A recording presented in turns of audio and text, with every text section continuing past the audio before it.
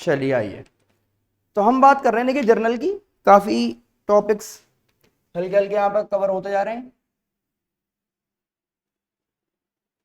तो purchase of goods की बात हमने देख ली कि परचेज अगर आप कर रहे हैं कैश में, परचेज अगर आप कर रहे हैं चेक के थ्रू, या फिर परचेज अगर आप कर रहे हैं क्रेडिट में, तो क्या क्या हिसाब रहेगा, और परचेज रिटर्न देखा साथ में आपने।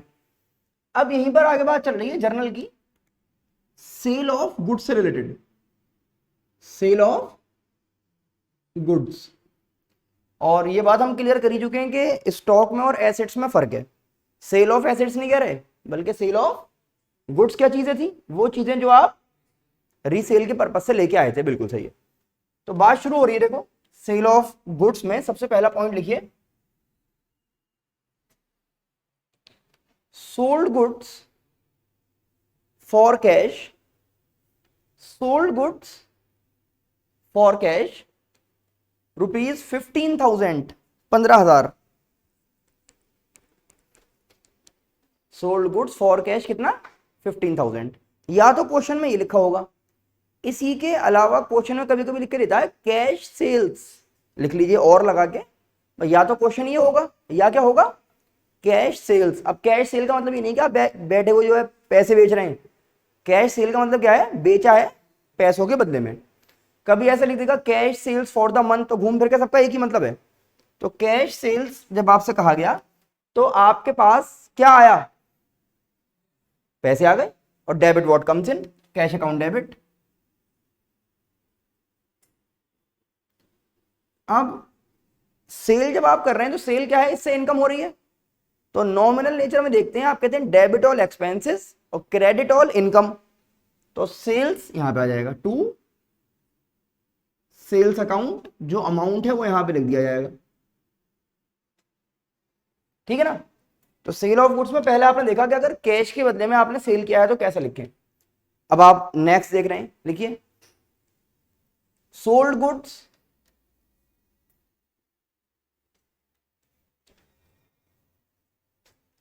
To Mohan, sold goods to Mohan and received a check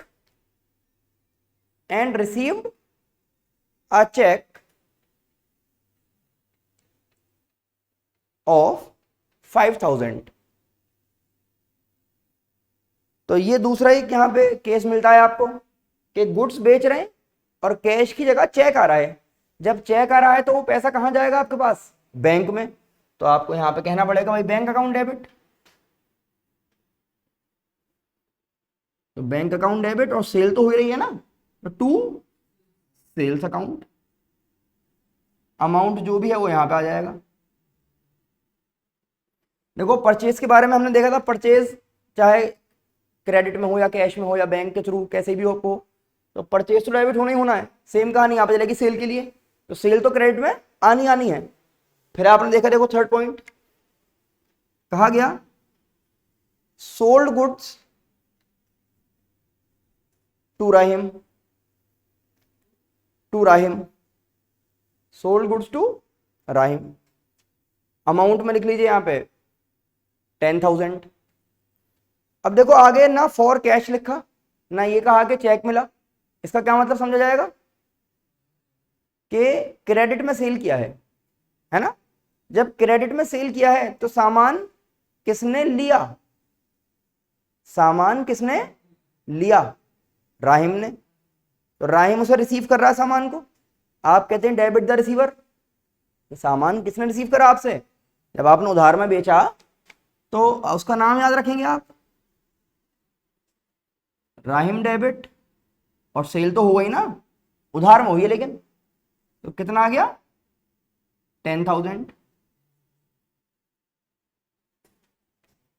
narration मैंने आपको बता दिया था कि भाई जो हम क्वेश्चन में लिखा होता है बीइंग लगा के उसके आगे नीचे लिखते जाइए, वो नरेशन कह रहा था। तो कोई ऐसी इसमें बात नहीं है। मेन तो ये है कि जनरल हमें समझ में आ जाए, हर एंट्री के साथ आप नरेशन लिख सकते हैं। बीइंग लगा के जो भी बात है वो आपको लिखनी होती है जो हमने करा है। और ये भी ध्यान रखते हैं बेटा, हर एक एंट्री के बाद एक लाइन बनती है। अब वो तो फॉर्मेट मेरे पास है ही नहीं बना हुआ, इसलिए मैं आपको सिर्फ समझा रहा हूँ, क्योंकि फॉर्मेट बना के करूंगा तो फिर एक बार में एक बोर्ड पर जो है आधे काम हो पाता है।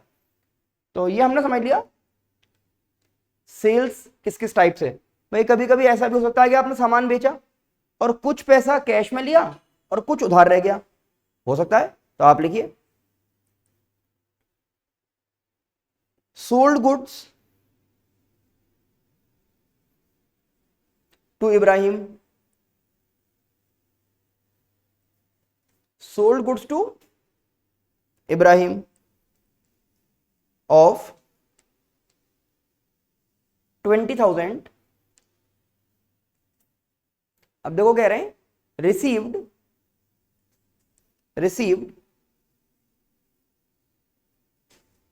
5,000 in cash, 5,000 in cash and a check of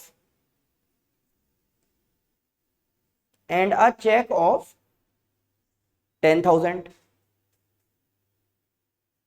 अब आप ये देखेंगे सामान कितने का बेचा आपने, 20 का, जबकि टोटल पैसा आया कितना है 15। तो 5,000 रुपए क्या रहे, अभी उधार रह गए क्रेडिट में। इस बात को समझिए। डेबिट व्हाट कम्स इन, भाई कितने रुपए आए, तो कैश अकाउंट डेबिट, कैश कितना आया, अरे 5,000, कैश कितना आया 5,000, और एक चेक भी आया, साथ में कहेंगे बैंक अकाउंट डेबिट 10,000। लेकिन 5,000 रुपए भी उधार भी हैं, वो भी दिखाने पड़ेंगे। तो जो क्रेडिट वाला होता है वो नाम से शो करते हैं, जैसे यहाँ पे क्रेडिट में था ना, जब भी तो हमने इसको शो करा था नाम से, तो क्या लिख देंगे इब्राहिम डेबिट।